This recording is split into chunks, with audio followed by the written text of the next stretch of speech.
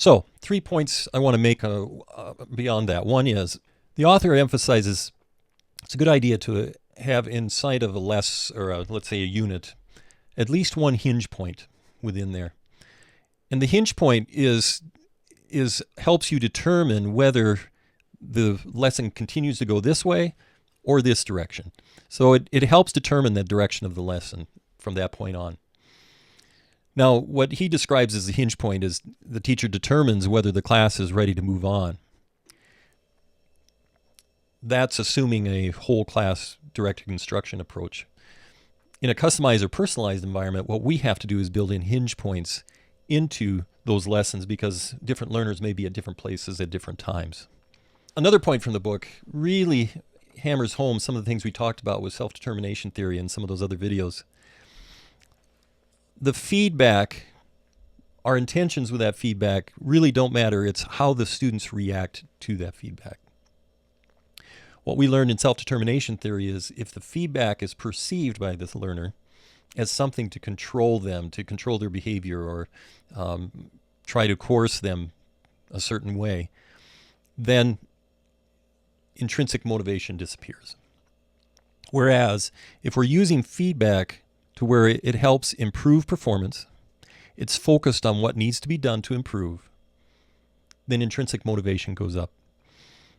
Bottom line is, what we've learned about the psychological benefits of focusing on intrinsic motivation from self-determination theory, it all falls perfectly in line with what Wiliam is telling us here. The last piece I wanted to mention is when you look at growth mindset and fixed mindset. It's really important in this kind of feedback system that learners see their learning as incremental. In other words, the growth mindset. That there may be challenges, there may be things I can't do yet, but eventually we'll get there. When you have a fixed mindset, their focus is on just reaffirming whether they're good or not at it, whatever it is that you're working on, or they're worried that they're going to be shown up.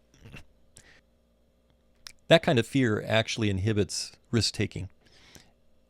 It often puts learners in a position of, if I can't do well at it, then I don't want to do it at all.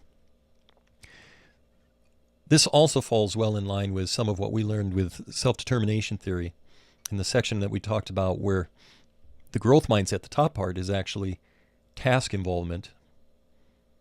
But those that are in a fixed mindset are more involved in a ego involvement.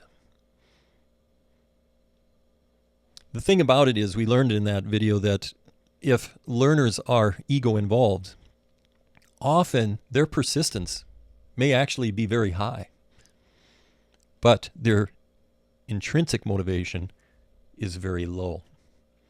So our point in bringing this up is this formative assessment falls directly in line with what we've learned with motivation and self-determination theory.